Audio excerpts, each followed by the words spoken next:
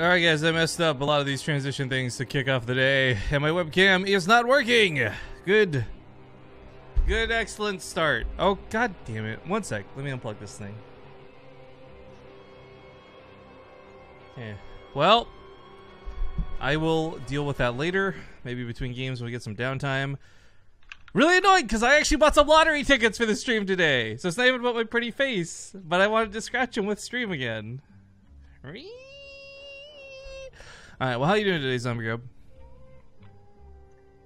I'm alright. Actually, kind of sucks because that muscle pull that I did last week, it never really go away, I guess, and now it's like creeping back.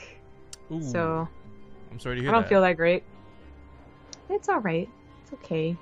Things happen. Gotta get that Tylenol game on or whatever for the painkillers, I guess. That sucks.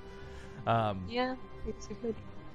Well, I don't want to turn this into a bitch fest, but I had an absolutely terrible last 2 days. You got to hear part of the reason as to why, which I will have to reserve going into on stream, because I am considering a lawsuit.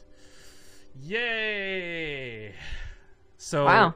It's been a lot of chaos, but it worked out nicely. Big shout out to Zeph and Maynard, did a great job casting VSL. I was up for about half the games last night. And with them helping us cast stuff like that, I get free time to get totally fucked in real life. But also, that peace of mind knowing they didn't have to rush back to the stream at midnight to make sure things are going to be working. So, big love to them. I don't know if you heard about this last night, though, Zombie. I'm letting you know, and I'm going to just kind of double shout this out. As last night, Fricey, someone who's probably not here live with us right now, threw $100 into the donation jar. Splitting it 5 ways, 20 to you, to me, to Zeph, to Maynard, and then 20 to the Mega Tournament fundraiser. He is quite the stand-up gentleman. Very cool. Very cool indeed. Anyways, you guys are watching the Corsair Cup today. I got some things to talk about regarding the Corsair Cup. Some good, some bad, and maybe some questions. But the one thing I will say real quick is I've tried plugging my webcam in for the 4th time. It's not being recognized by this USB. Maybe I gotta use a different USB port. We are running a Twitter contest for today. So I'll bring this up a couple times during the cast, but what I want you guys to do is tweet us pictures of your Corsair gear. Do you have a keyboard, a mouse, RAM, whatever the case is? Tweet us a picture of it at BaseTradeTV. We want to see it. Pick a winner at random at the end of the stream to get a Hell It's a Boot Time portrait code, one of the coveted things that have been actually held for loot prizes for the Bit Boss battle. So if you've ever wanted to get your hands on one, but you didn't want to spend a bunch of bits, hope Lady Luck is on your side. Oh, God. Also, we are just giving the brackets like an extra minute or 2 here for check-ins, guys. Some people were coming in a bit late, so just waiting for the brackets to finalize as we speak. I'm going to try swapping to a USB port on the front of the machine and see if it works any better. Give me a sec here. Okay. Stream breaks. I apologize. Oh, a lot of people signed up. Yeah, it's part of what I wanted to talk about. Bam. Come on, round 3. Hey, it's working now. Yay. All right, so I guess apparently I can't use one of the USB slots for my webcam. Today I learned. But yeah, so I bought some stupid... I'm a little pissed off about this, first off. Because I didn't stop to check. I was a bit... not drunk, but we'll say toasty last night. And, on my way back home from visiting my parents, I stopped off at a gas station, got some energy drink stuff, and then also picked up some lottery tickets because you guys had a lot of fun with joining me doing this last time. And honestly, I think like once a month is about a lottery ticket session for me. Not an addict, just someone willing to take the chance. But I asked for 3 very specific cards, and I got not those 3 cards. However, I didn't think to stop and check because I don't really look at that stuff. So I was just like on my phone, a little bit tipsy. And I have no fucking idea how to play these cards. Well, it's called Gold Hard Cash, and the other called Kuza Cirque du Soleil. What the fuck? Why? What's different about them? You just rep. You know. I'm pretty sure you still just scratch everything, but I'm just saying, yeah. like, these are not the ones I was going for. Is my point at the end of the day. I like the set for life ones because I feel like you tend to break even on those. Minimum prize, all that stuff. Well, the bracket's final, so Well, let's find us the game. Yeah, there's Optimus PappiJoe. I wouldn't mind watching some Optimus. I've actually really been enjoying seeing Optimus lately. But Mana plays Lei Feng, which could be kind of interesting too. Lei Feng's actually quite a good Zerg player, from what I understand. Seeing Damaga's name on the bracket is certainly weird. I don't know. You take your choose. Pick. No, I said it first. Okay, so if I'm picking, I'm gonna say Goblin versus Penguin because I like Goblin being disgusting, but I also like Optimus and PappiJoe. So, Optimus versus Poppy, and then we'll do, I guess, Goblin and Penguin as Plan B if we can get them. Okay. Well, it's best of one, so it'll be a real quick. That's right. Real quick, yeah, get a Blixel for the Twitch Prime sub, by the way. It's been so long since we've had enough players. That we could do a big best of one round like this. It's actually really weird.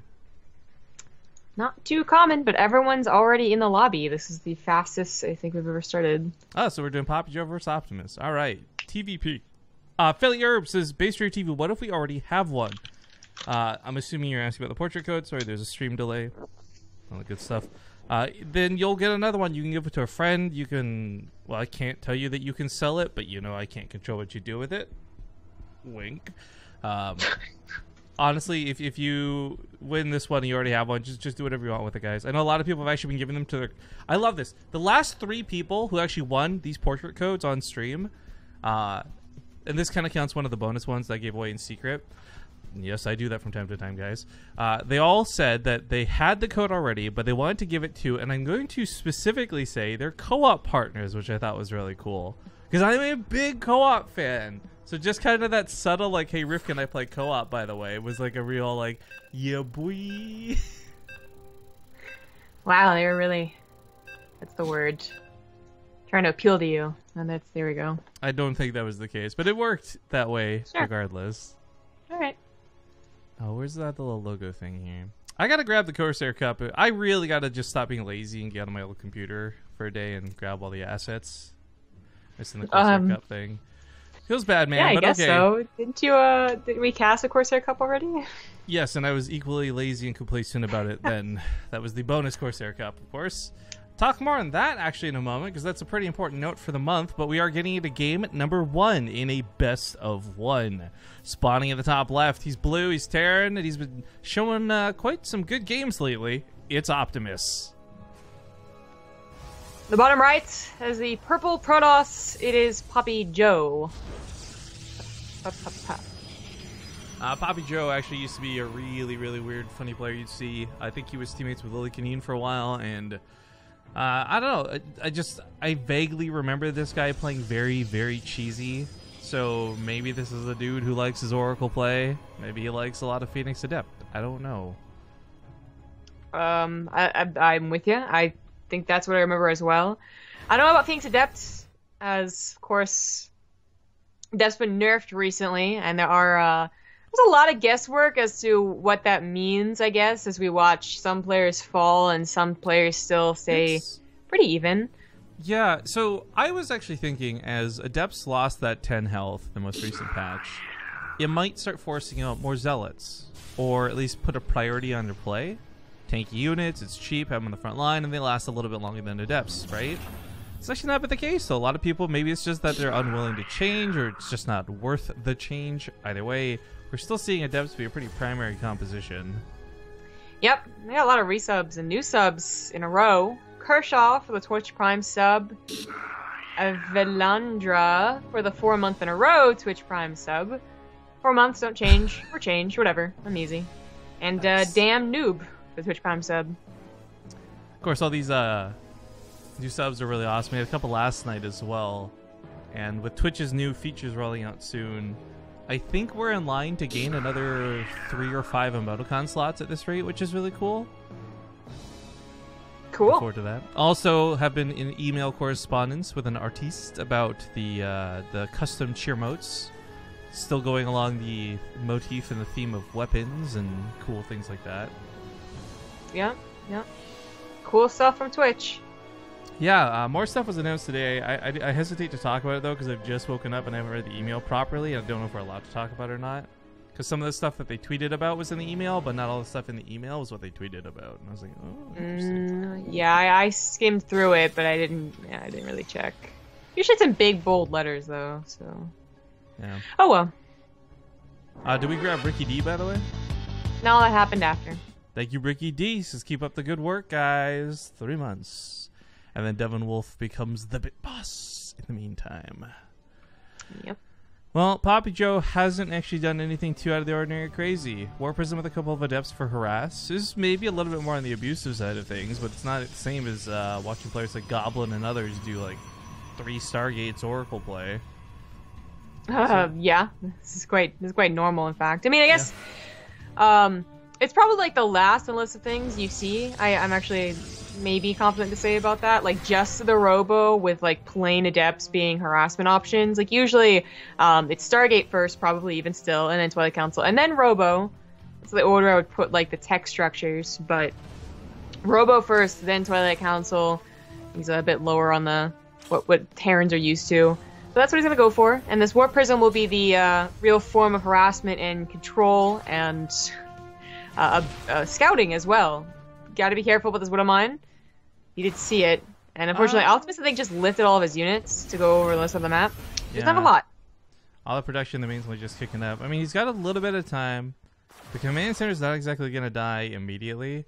But this Widow Mine can only kill one of the adepts, right? Like, and I think he's trying to bait the adepts onto it, which I like. But yeah, it's got its work cut out for him. Other side of the map, Overcharge pops off, and that medevac doesn't have enough units to brute force through it. Stim, of course, is not even a possibility in the near future, so he's got very bare bones to work with. It's really weird to have the overcharge at the front, actually. Like, Optimus going to the front, you would probably mix up a lot of the Protoss. I don't think those probes are actually supposed to be rallied over there. Oh, no. But then he comes back into the main base, which is where the Mothership Core usually is, and is already on top of, like, defending this pylon. That was only the Stalkers, I think. Like, the Mothership Core didn't actually do anything. He's misrallied his Nexus. Okay, so I thought for a moment, maybe 2 probes made sense in my mind, because you could have brought those in, built a couple pylons, and walked the Mothership Core, but then you end up leaving the Mothership Core at home because of the drop, so you just forgot to bring the probes back. But seeing 6 probes sent across the map, 2 dead and 4 just kind of rallied weird, I think it's safe to say it was a bit of a mistake. Yep. Yeah, I think Optimus could have done more with the medevac drop, really, but that would have been like a lot of control and a lot of time spent on it, and just getting it over and done with, kind of like with this drop, just drop the Widow Mines and get out of there, is always preferable. Let's go get some decent shots. Actually, that could have been even more decent. It's okay, but like there's 5 probes right there that should die. Yeah, 6 at the end of the day, though, is not bad, and it's good at mining, still not mining while this goes on, and for the moment, he did manage to distract PappiJoe. Now, we might have an Adept Warp Prism heading towards the main fully units, and that's kind of cool. I like the idea of it, but the front of the base is so well defended. Tank, Liberator, lots of Marines. As I said before, Stim's like an afterthought at this point, really, really far off, but if you've got enough Marines, and especially if they got +1, then maybe Stim's not as important. PappiJoe didn't go into the main base with all those warp ins. Now he's going into the main base with all the warp ins, but after his army at the front died. Viking even barely lives, which is actually quite important. You're not supposed to really be warping in Stalkers anymore, so if that eventually kills the Warp Prism, it's good. Exactly my thoughts. He gets blocked out on the ramp by his tank, though, a little bit quick to the siege up. SCVs get pre-pulled, though. The tanks are getting focused now, and he picks up to dodge the Adepts. I like that a lot. Keeps those tanks up and running, and this attack on a PappiJoe is going to get shut down. Kills 23 workers, though. But it's got to be the most obvious change of that 10 health, though. Like, those Adepts, I really believe, would have lasted a lot longer and gotten way more SCVs. Well, now they are, but... Definitely. Still. Well, I mean, yeah, they're still getting more now. But, like, without a doubt in my mind, on the old patch, this was game over for the Terran. Yeah. As it is, it's really not game over, but, like, losing extra SCVs, even again here, as he puts them back to mining a little bit too soon, is turning it into too much damage, you know? Like, before 8 SCVs were lost... 32 to 37 was actually completely normal for TvP, but now 27 to 37, that does put Optimus at a disadvantage. He still hasn't started stim or combat shields either, so his macro messed up more than anything else. killing that many units should be a crime. But because it happened in the past, it's not an active crime. It's a passive crime. No, you just... Yeah. Thank you for the 33-month resub, dude. I mean, wouldn't it be like, since we didn't do anything, we were just watchers, we're the passive crime makers? Crime allowers? Yeah. I feel at least mine was prepared. Yeah, but you didn't even use the right word. I mean, passive and past are completely different. It's true, but the pun was all that mattered at the end of the day. It was hardly. It was like barely a pun. Okay, 12 SCVs is making this a lot worse, and there's double and war it's gonna be prism. more. Actually, what's dangerous, I would love if he had dropped these directly in the mineral lines. Tank splash damage probably would have murdered more of the SCVs than the Adepts would have. Yeah, maybe. This game's already too far gone. Actually. Maybe though, right? So here's my weird asterisk on this, and this is I'm not trying to make this seem better than it is. Optimus is in a pretty shitty spot, but he's kept all of his tanks alive through all these engagements. So he's sitting here with like 5 siege tanks, and I think coming across the map, like, okay, maybe you forget these pylons, go straight to the main. Then what do you use to clean those up? Even the Immortal's not going to stand up to 5 siege tanks. Well, I mean, the thing is PappiJoe having a 3rd base already and 50 probes means that his lack of adepts right now, as he loses them, killing SCVs, will in about 30 seconds, they'll be back up and even more, probably, because adepts are relatively cheap, and that's kind of the power of Protoss and Legacy of the Void now. Like, back in, the good old days, if you lost your army's Protoss, that was actually mostly game, because you spent forever building that army, and it was going to take forever to rebuild it, but not anymore. So I fear that Optimus has like this one chance here. One chance before charge is done, before all the zealots are warped in. But he really doesn't have a lot of cover for his tanks, and tanks need cover to really be as effective as they should be. Well, it's you're right about the one chance thing. The potential here is it's potential. It's not looking great. It's not going to be easy. But if he breaks PappiJoe, then he can possibly follow through. But this is not going to be a trade for workers. This is not going to be an instance where he gets a couple of kills and hopes to recover macro from this. But that tank line looks so good. And even with things like Zealots, Immortals... Going before charge. This is a problem. Charger should just finish there. He should have just waited and gave up his Nexus. This is a big problem. Now he actually might lose. Yeah. It'll be close. Those charge lots are actually doing really well. Yeah, but the Immortal goes down. It was in the Liberator range, so it's like actually are dying to the Stim Marines. And PappiJoe, he was starting to climb up that army supply again, but having gone in preemptively, there's no chance he gets back up to 40 army supply again here. And so this is why I'm going to agree with what you were just kind of getting towards before we saw the fight go down.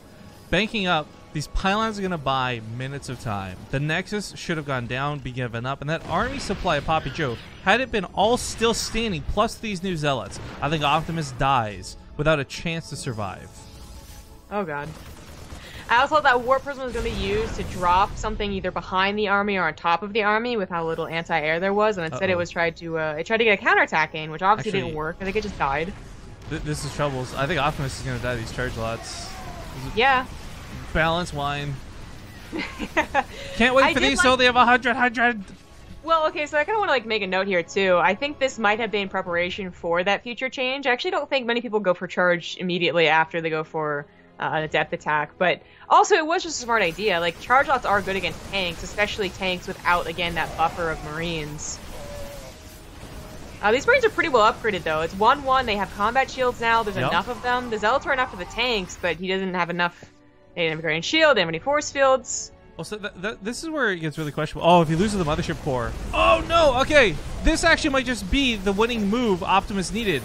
I was going to say, tanks are mostly gone. Marines might not be able to actually fight through the overcharges. There was like 3 overcharges on that Mothership Core. She went down. Yeah. But now with just Warpins, one at a time, not a chance. Probes get pulled. Marines are looking unstoppable, and Optimus does pull it out. GG! No, PappiJoe's not going to be feeling great about that one. I think he knew what position he was in. I tell you what, though, Optimus will be feeling really good about that one. That was not a game that I think he was in a great or a winning position for. He took a lot of damage early on, and I think as a Terran player, there are going to be people who would actually straight up tap out of that game. It's true. That is very true. Oh, this will be cool. I hope this plays out. Okay, so guys, there's some really good names on the bracket today, right? And I know a lot of you guys want to see Mana, who I think is streaming his own matches, by the way, and some others, but I actually like where this one leads. I'm assuming Xanster beats Freddy. I'm not too sure much about who or what or anything about Freddy, but Xanster's actually been quite a good player for a while. He actually trolled NA really hard. I don't know if you guys heard about this.